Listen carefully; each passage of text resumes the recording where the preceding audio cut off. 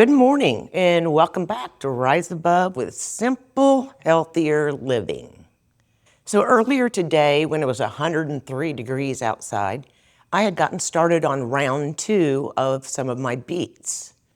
So on round 1, I saved all of the beet greens and I went and dried them in my drying rack that's in my bathroom. Look how beautiful round 1 leaves dried in the drying rack in my bathroom. Hear that?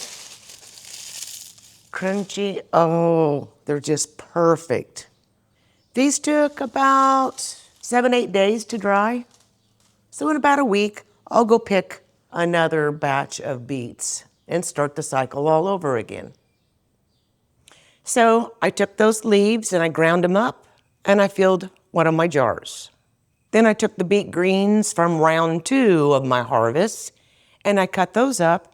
And now I have those drying in my bathroom in that dry rack.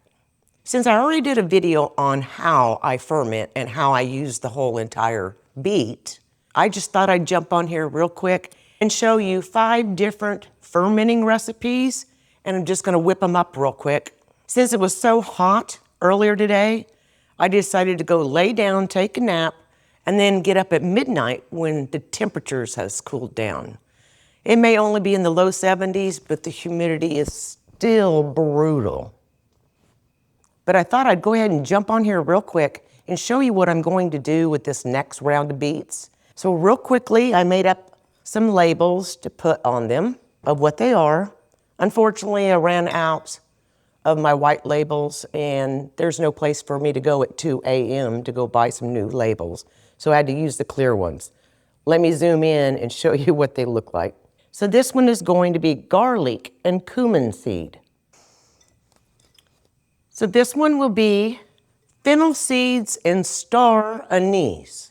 That licoricey kind of taste. This will be great in some of my Asian dishes that I make. Let me show you here. Look how beautiful that is. This one is going to be garlic and peppercorn. So I already have all my peppercorns. I'm just going to use my fermented garlic that I had made about 6-8 months ago.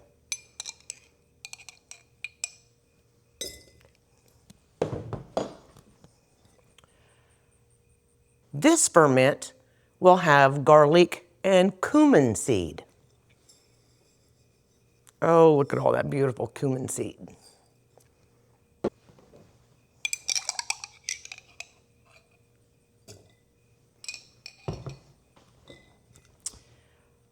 Oh, this one is my dried serrano peppers that I had dried last year, and garlic.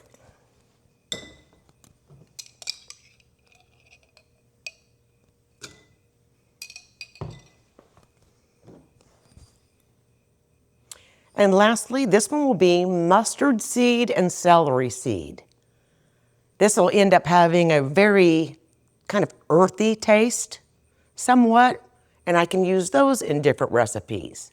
So each one of these ferment recipes will have a different flavor, and I have different purposes for each one of them, depending on what I'm making. Sometimes I like to make Indian food. Sometimes I like to make Asian food. Sometimes I just like a good old steak and mashed potato and beets. Why I love to ferment is once they're fermented and I put the lid on them, they're shelf stable. They never have to be refrigerated. Here are some beets that's been in my pantry for well over 6 months. After we finish these, we're going to use the juice of this to make a little bit different salad dressing. Since you all know that I ferment the easy way and I do not make things difficult, let me get 4 teaspoons of my Redmond salt in each one of these jars. 4 teaspoons of salt in each jar.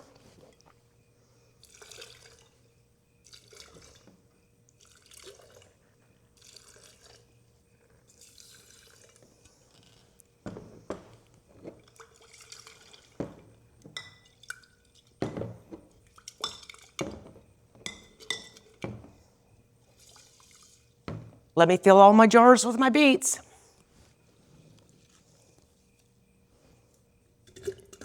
Okay, I've left enough headspace in each one of these jars to be able to fit a fermenting weight in the top of them. Let me get these topped off with my filtered water.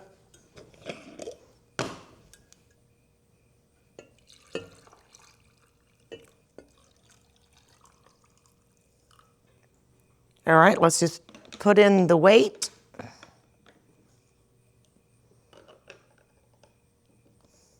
A few of these need a little bit more water.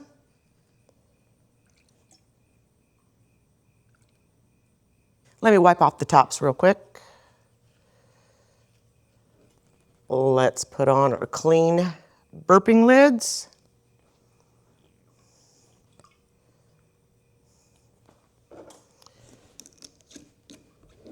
And our rings.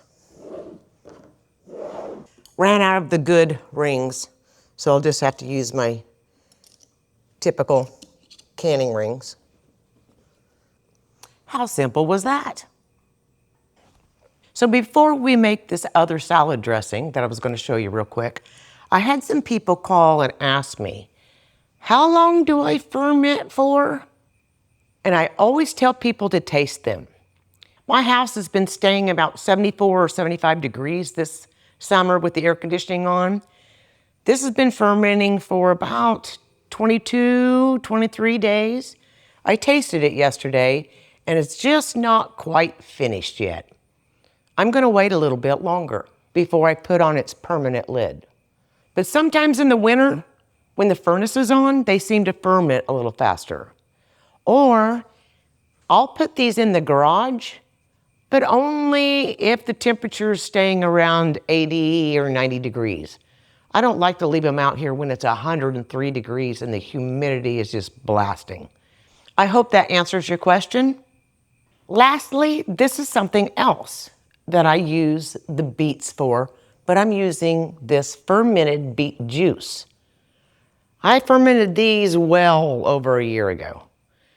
About maybe 6 months ago or so, I went downstairs and opened up another jar, brought it upstairs, opened it, ate off of it a little bit, put the lid back on, and it's been in my pantry ever since. I just eat off of it a little at a time. Fermenting foods has just become one of my absolute favorite. If I can get away from things that need refrigeration or a freezer, I'm all for it. This is so simple.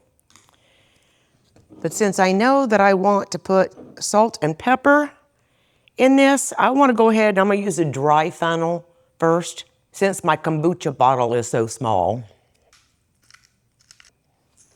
Pepper. Salt. Good sea salt. Full of minerals. Our bodies need minerals. Our bodies need a good quality salt. You know, them taking everybody off of salt and then having them do that Morton salt, that stuff is a killer. Okay, I added a little salt, but I didn't want to go too heavy on it because we know when I'm fermenting, this already has salt in this brine. So when I'm making this type of a salad dressing out of my beet juice from my ferments, my ratio is about 50-50.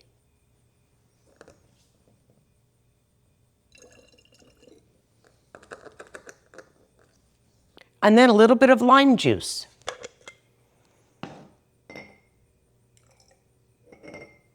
That's good. You may be wondering, what on earth am I going to do with this?